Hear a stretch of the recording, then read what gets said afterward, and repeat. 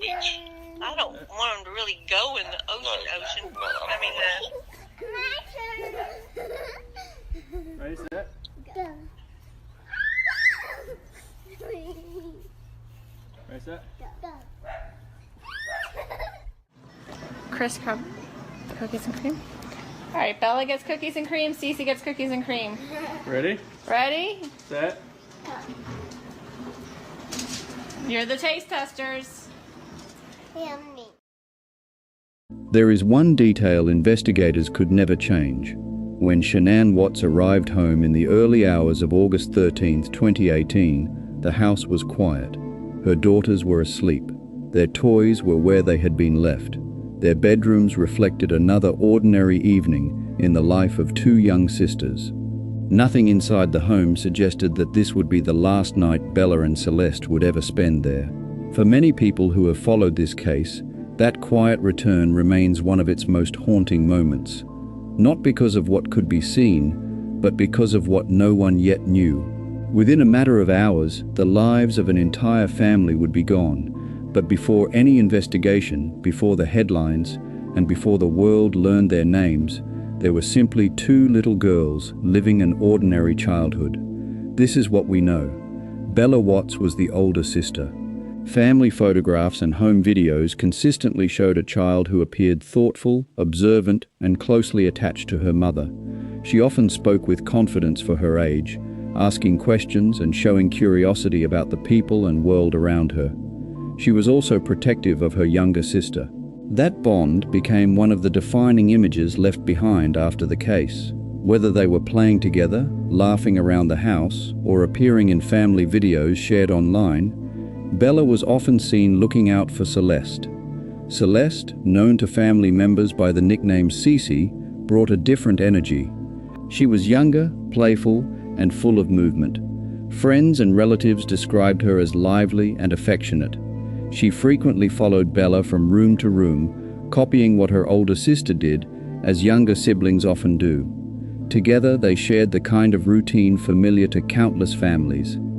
Days filled with preschool activities, bedtime rituals, meals together, small moments that rarely seem important until they can never happen again. Looking back, investigators found nothing unusual about the days leading up to August 13. Shanann Watts had traveled out of state for a business trip. During her absence, Bella and Celeste remained at home with their father, Chris Watts. To anyone looking from the outside, life appeared largely unchanged. The children continued their normal routines. There was no public indication that the family was approaching a crisis that would soon capture international attention. That contrast has remained one of the most unsettling aspects of the case. From the outside, the Watts family projected an image of ordinary suburban life. Family photographs documented birthdays, vacations, and everyday milestones.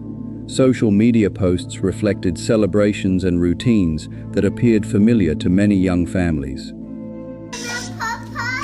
Tell them you love them. you love them. We love you. Say love you. Candy. Oh yeah, shoot, that's in here. But appearances rarely reveal everything happening behind closed doors. As August 12 came to an end, Shanann began her journey home. Flight records and the investigative timeline established that she returned to Colorado late that night after her business trip. A friend drove her from the airport. Security footage later confirmed her arrival at the family home during the early morning hours of August 13th. She stepped out of the vehicle carrying her belongings. The neighborhood remained still. Most homes were dark. There were no visible signs of urgency, no sounds that suggested anything unusual. Inside the house, Bella and Celeste were already asleep in their bedrooms, unaware that their mother had returned. It was another familiar routine. A parent coming home from a trip, children sleeping peacefully upstairs, a house settling into silence before dawn. What happened after Shanann entered the house has been reconstructed through investigative evidence, digital records, and statements later provided by Chris Watts. Some details remain based primarily on his later confession and cannot be independently verified. What is established is that, sometime after Shanann returned home, an argument took place between the couple. The exact words exchanged are unknown. The full sequence of every moment inside the house has never been completely reconstructed, but investigators agree on one critical point. From that moment forward, the atmosphere inside the home changed completely. The sense of normal family life that had existed only minutes earlier was gone. Upstairs, Bella and Celeste remained asleep. Neither child could have understood that this ordinary night had already become the final chapter of their lives. By sunrise, nothing about that house, or the family inside it, would ever be the same. The silence inside the Watts home had not yet been broken, but before long, two young sisters would wake to a world that no longer made sense. In the hours that followed Shanann Watts' return, the atmosphere inside the home shifted. What had begun as an ordinary family night became the point from which every later event would be reconstructed. Much of what occurred immediately after Shanann entered the house comes from Chris Watts' later confession. Investigators were able to compare parts of that account with digital evidence, timelines, and forensic findings. Even so, some moments remain impossible to verify in full. What is clear is that an argument took place between Shanann and Chris sometime after she arrived home. The exact words exchanged have never been independently confirmed, but investigators concluded that this confrontation marked the moment when the family's future changed forever. While that confrontation unfolded, the house itself remained quiet. Upstairs, Bella and Celeste had gone to bed expecting another ordinary morning. Children rely on routine. They expect familiar voices, familiar sounds, and familiar faces when they wake. Even small changes can feel unsettling. At some point during the early morning hours, both girls woke up. This detail is one of the most difficult parts of the case because it means there was a period when they were awake and aware that something around them had changed. They did not understand why, but they no longer experienced the calm routine that had always surrounded them.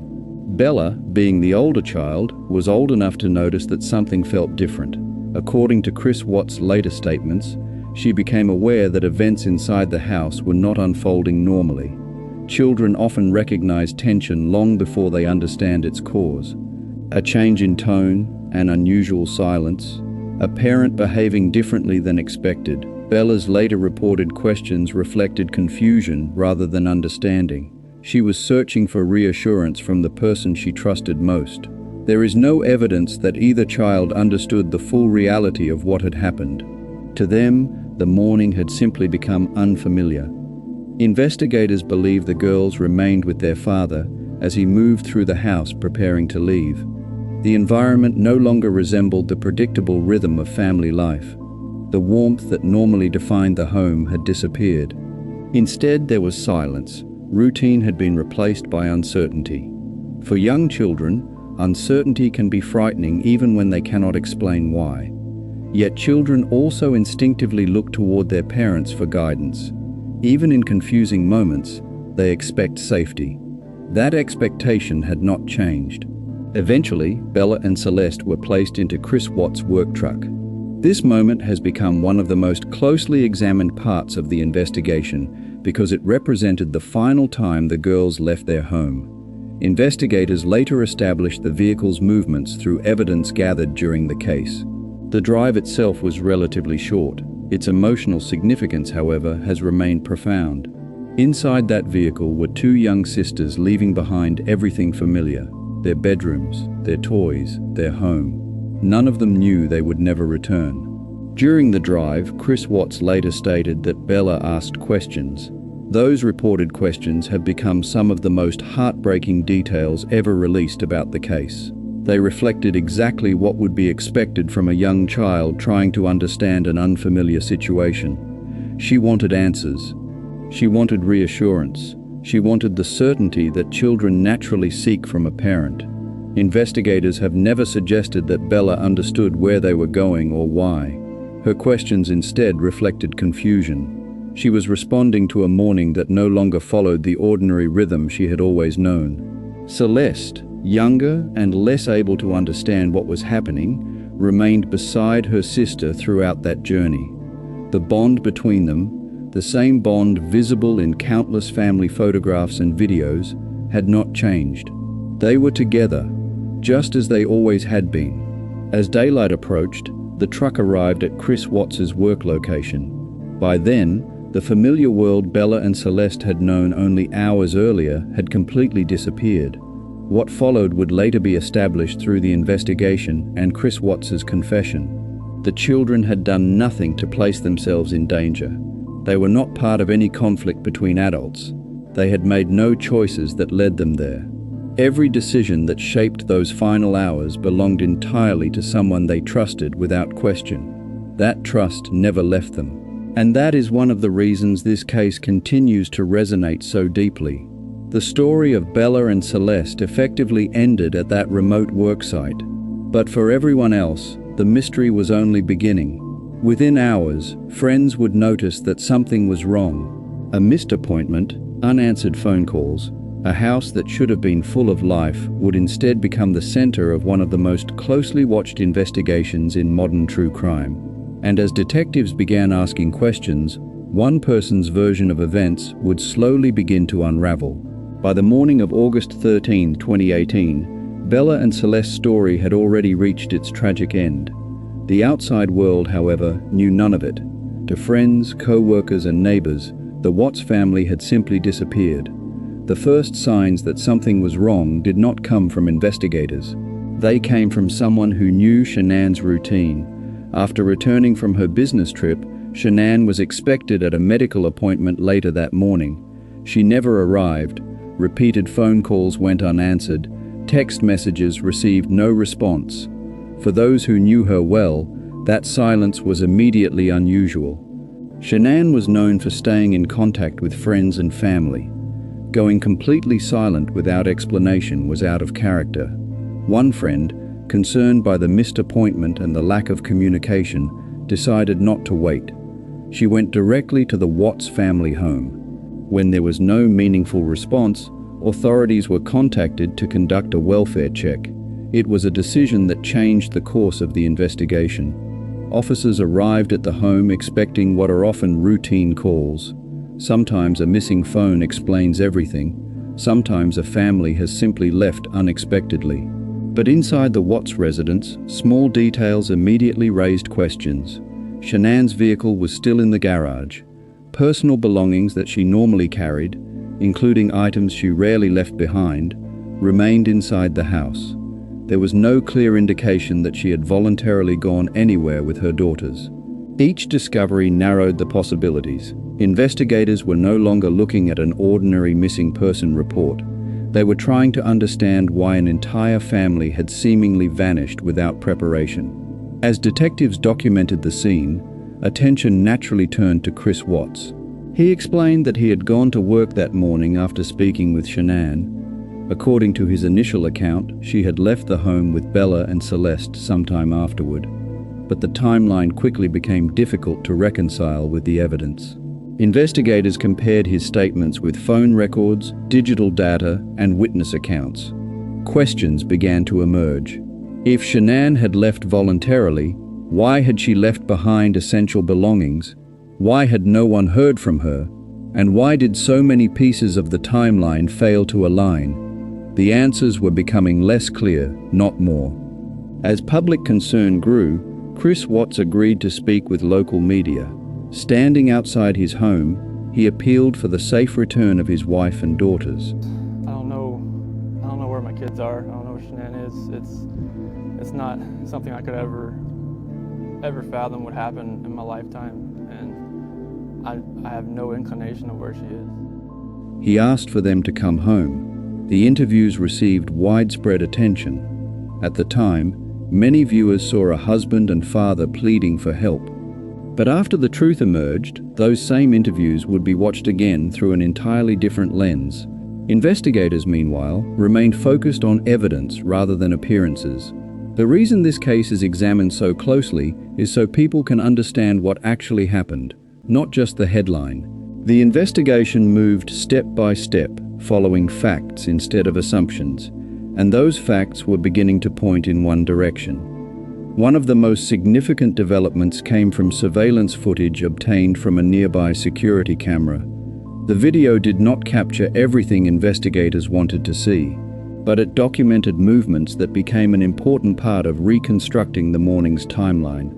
Combined with digital records, interviews, and forensic evidence, the footage added pressure to an account that was already showing inconsistencies. Detectives continued asking the same questions. The answers continued to change. As interviews progressed, Chris Watts' explanations became increasingly difficult to support with the available evidence. The investigation was steadily closing the gaps in the timeline. Within days, the case reached a turning point. Confronted with mounting evidence, Chris Watts confessed.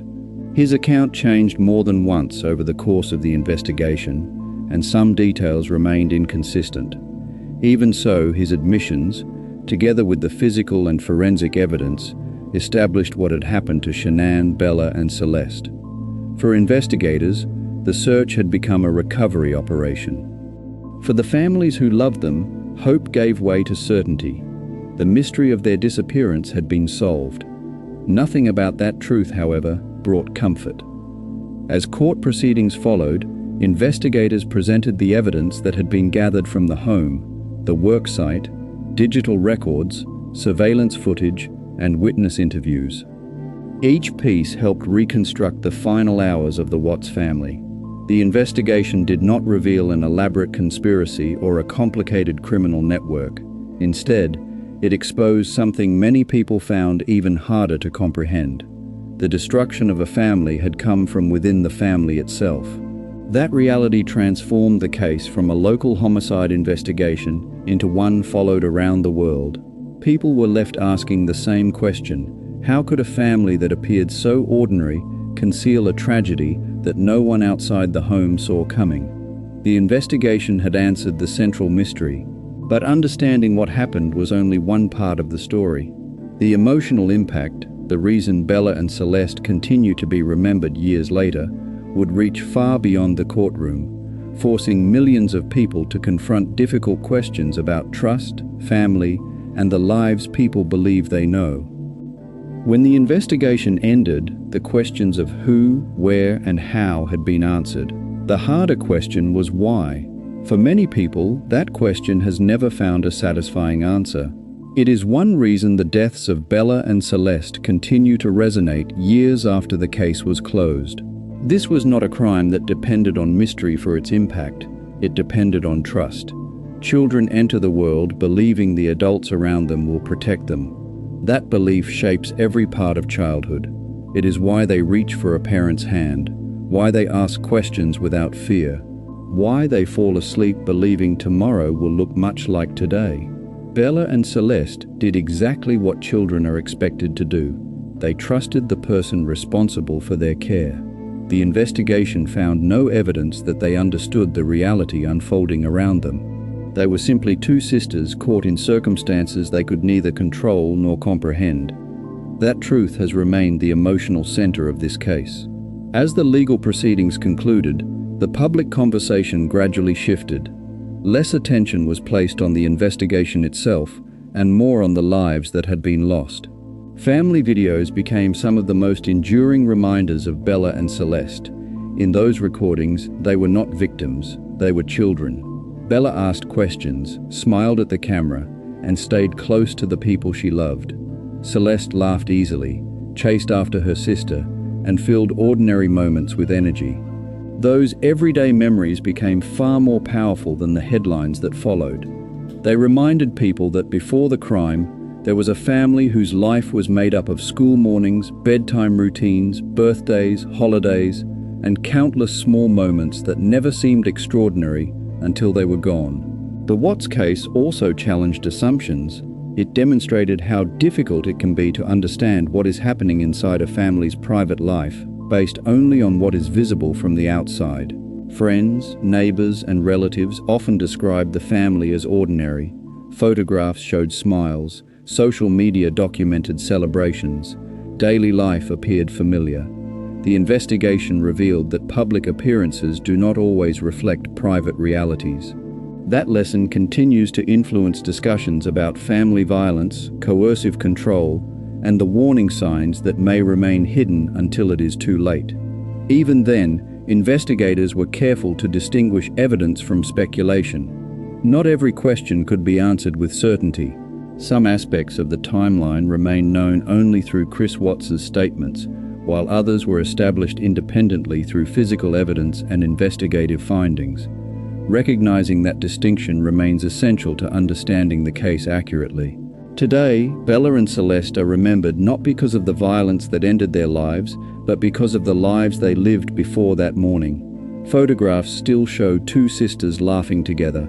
Videos still capture ordinary childhood moments that now carry extraordinary meaning. Those images endure because they reflect who Bella and Celeste were, not simply what happened to them. Their story has become a reminder that behind every criminal investigation are real people whose lives cannot be reduced to evidence files, courtroom testimony, or news headlines. In the end, the lasting legacy of this case is not only the tragedy that unfolded in the early hours of August 13, 2018, it is the memory of two little girls whose lives were filled with love, curiosity, laughter, and the simple joys of childhood.